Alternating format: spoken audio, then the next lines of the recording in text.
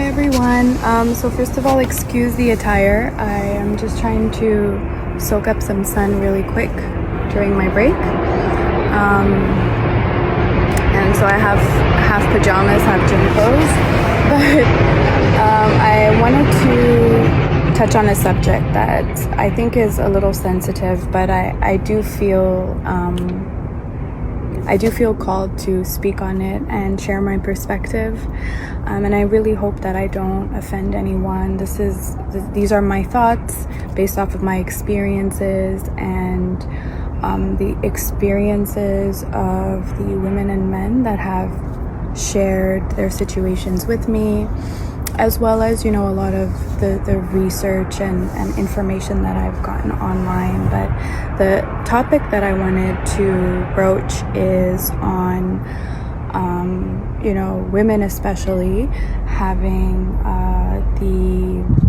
feeling a sort of like obligation towards holding their families or their relationships together, especially, for the benefit of children.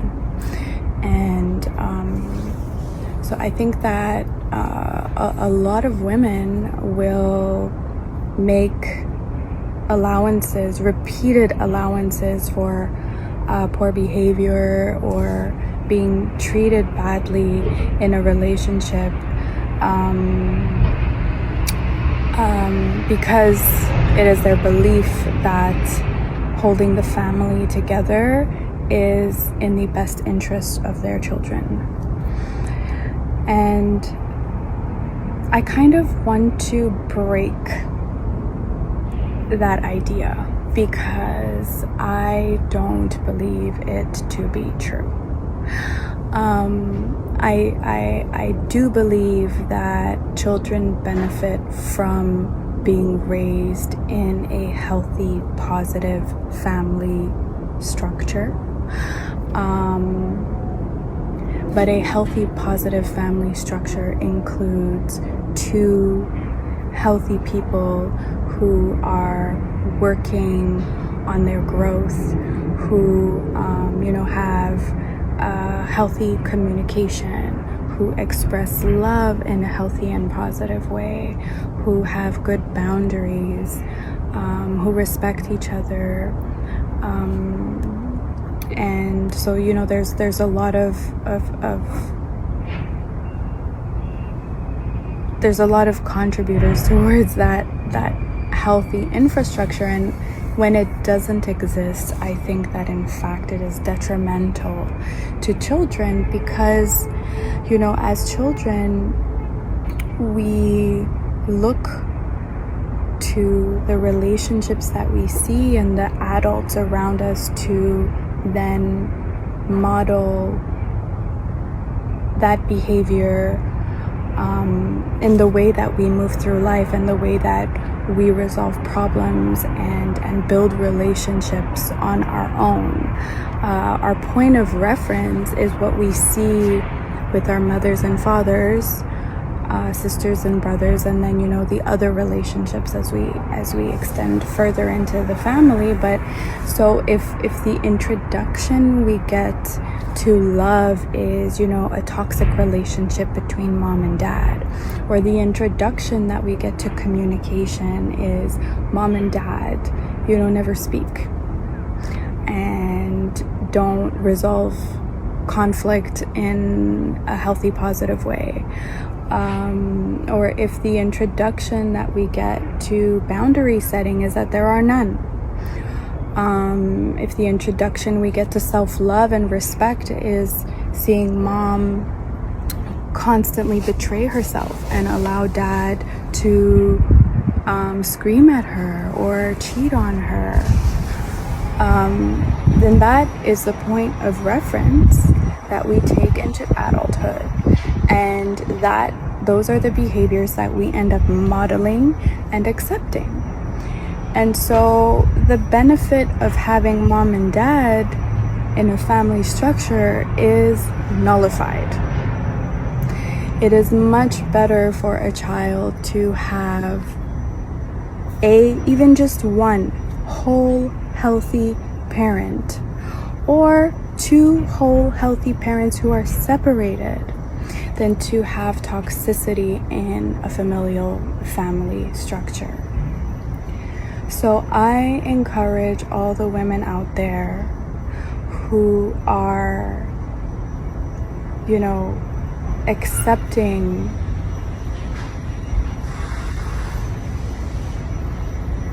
bad behavior,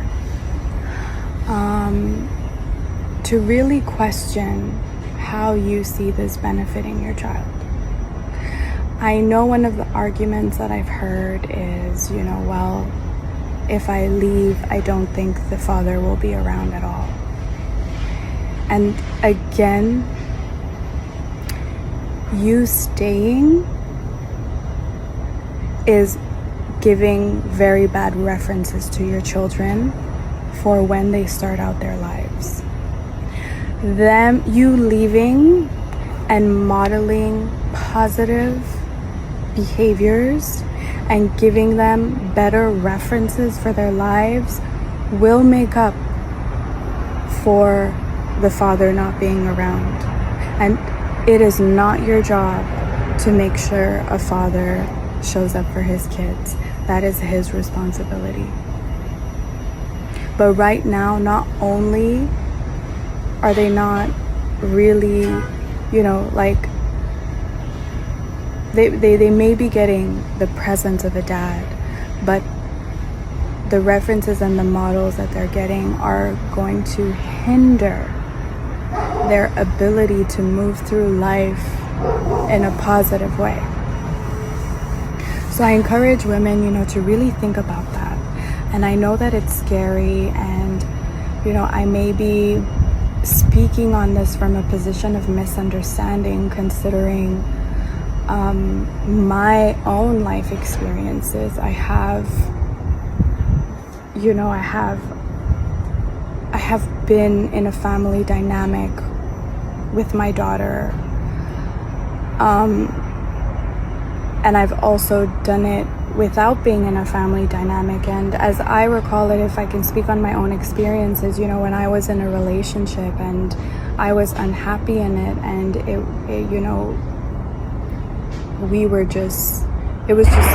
was very toxic.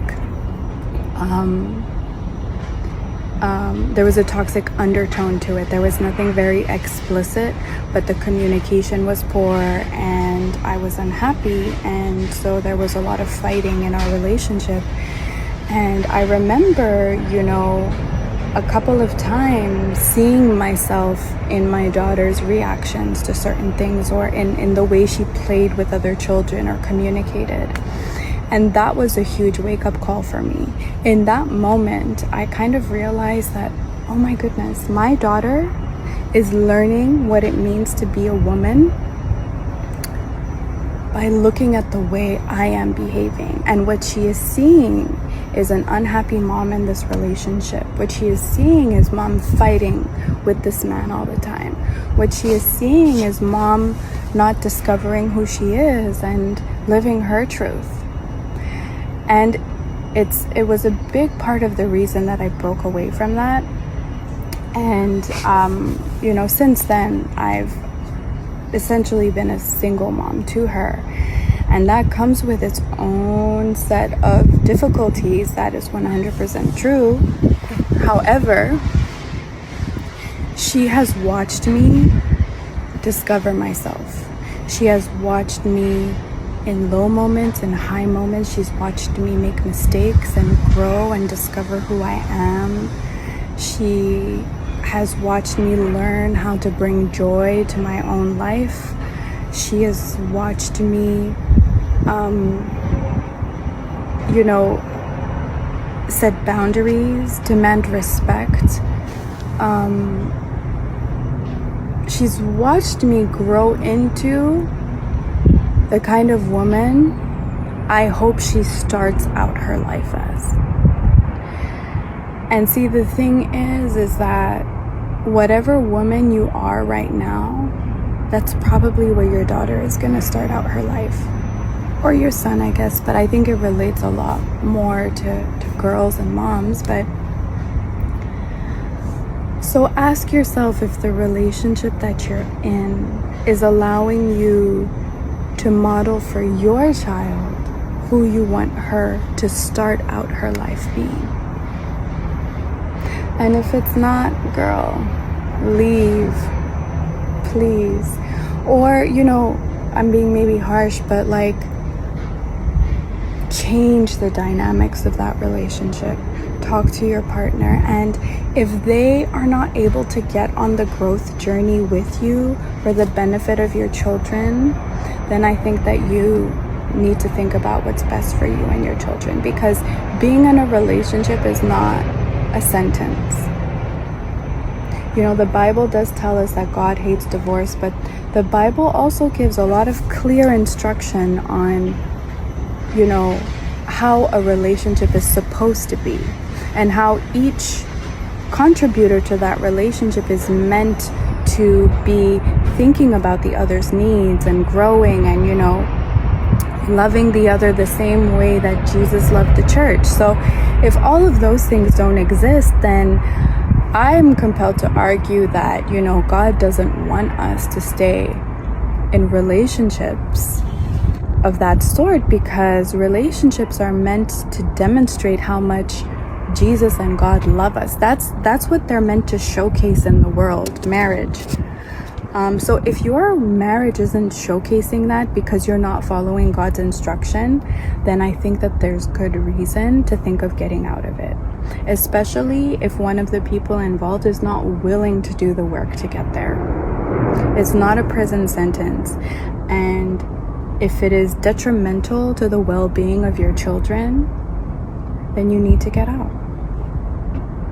And detrimental doesn't just mean they're witnessing physical abuse or swearing or, whatever. It can be a lot more subtle than that. So that's what I wanted to say. Let me know your thoughts. Again, my perspective, but I stand by what I'm saying. And I hope for all you Montrealers out there that you're enjoying the sun.